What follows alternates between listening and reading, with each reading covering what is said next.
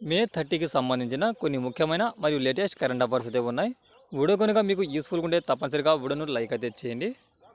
ఇటీవల ఆంధ్రప్రదేశ్ రాష్ట్రంలో సంభవించిన తుఫాన్ రెమాల్కు ఏ దేశం పేరు పెట్టింది? ఇటీవల ఆంధ్రప్రదేశ్ రాష్ట్రంలో సంభవించిన తుఫాన్ రెమాల్కు ఏ దేశం పేరు పెట్టింది? ఒమాన్ దేశం. బంగాళాఖాతంలో ఏర్పడిన రెమాల్ తుఫానును బంగాళాఖాతంలో ఋతుపవనాలకు ముందు ఏర్పడిన తొలి ఉష్ణమండల తుఫాన్. రమాల్ అనే పేరుకు అరబిక్ భాషలో ఇసుక అని అర్థం. ఉష్ణమండల తుఫానులకు పేరు పెట్టడానికి ప్రామాణికంగా సాంప్రదాయ ప్రకారం ఒమన్ ఈ పేరును ఎంచుకుంది. ఇటీవల ఏ రాష్ట్ర ప్రభుత్వం గుట్కా మరియు పాన్ మసాలాపై 1 సంవత్సరం పాటు నిషేధాన్ని విధించింది? ఆన్సర్ తెలంగాణ రాష్ట్ర ప్రభుత్వం. పొగాకు నికోటిన్తో కూడిన గుట్కా పాన్ మసాలా తయారీ నిల్వ పంపిణీ విక్రయాలపై తెలంగాణ రాష్ట్ర ప్రభుత్వం నిషేధాన్ని విధించింది. ఈ నిషేధం మే 24, 2024 నుండి 1 సంవత్సరం పాటు కొనసాగుతుంది. గుట్కా మరియు పాన్ మసాలా వినియోగం వల్ల కలిగే తీవ్రమైన ఆరోగ్య ప్రమాదాలను దృష్టిలో ఉంచుకొని ఈ చర్య తీసుకున్నట్లు తెలిపింది. అణు భద్రతపై అంతర్జాతీయ సమావేశం ఇటీవల ఎక్కడ నిర్వహించారు? Answer Vienna. ఇటీవల కజకిస్తాన్ మరియు ఆస్ట్రేలియా సహా అధ్యక్షునిగా ఐఏఈ ఐకాన్స్ 2024 ఆధ్వర్యంలో వియన్నాలో అణు భద్రతపై అంతర్జాతీయ సదస్సు నిర్వహించడం జరిగింది. ప్రస్తుత సదస్సులో 130 దేశాలకు చెందిన విదేశీ వ్యవహారాలు, ఇంధన, అంతర్గత వ్యవహారాలు, ఇతర సంబంధిత శాఖల అధిపతులు పాల్గొన్నారు. హైడ్రోజన్ ఫ్యూయల్ సెల్ బస్సు కోసం భారత సైన్యం ఎవరితో ఒప్పందం కుదుర్చుకుంది? IOCL. గ్రీన్ మరియు సుస్థిర రవాణా పరిష్కారాల కోసం హైడ్రోజన్ ఫ్యూయల్ సెల్ బస్ టెక్నాలజీని ట్రయల్స్ చేయడానికి ఇండియన్ ఆయిల్ కార్పొరేషన్ లిమిటెడ్ IOCLతో ఇండియన్ ఆర్మీ ఒప్పందం కుదుర్చుకుంది. ఇది ఆవిష్కరణ మరియు పర్యావరణ నిర్వహణ పట్ల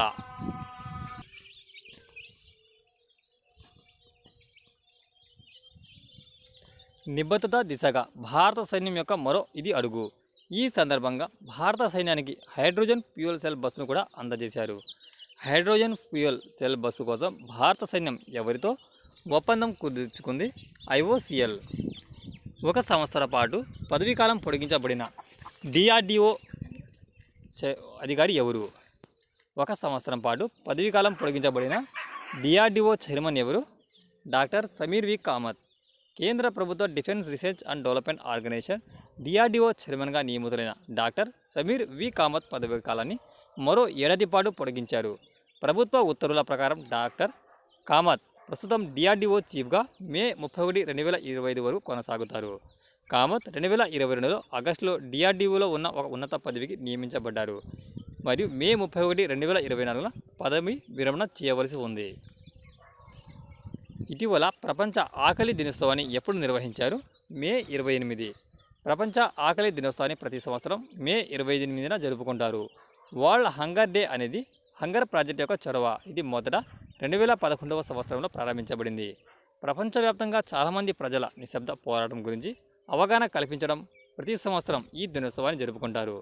2024వ సంవత్సరం ప్రపంచ ఆకలి దినోత్సవం 2024 యొక్క ముఖ్య థీమ్ ఏమిటి? థ్రివింగ్ మదర్స్, థ్రివింగ్ వరల్డ్, థ్రివింగ్ వరల్డ్. భారతదేశంలో మొట్టమొదటి గ్రీన్ హైడ్రోజన్ ప్లాంట్ను ఏ కంపెనీ ప్రారంభించింది? గెయిల్.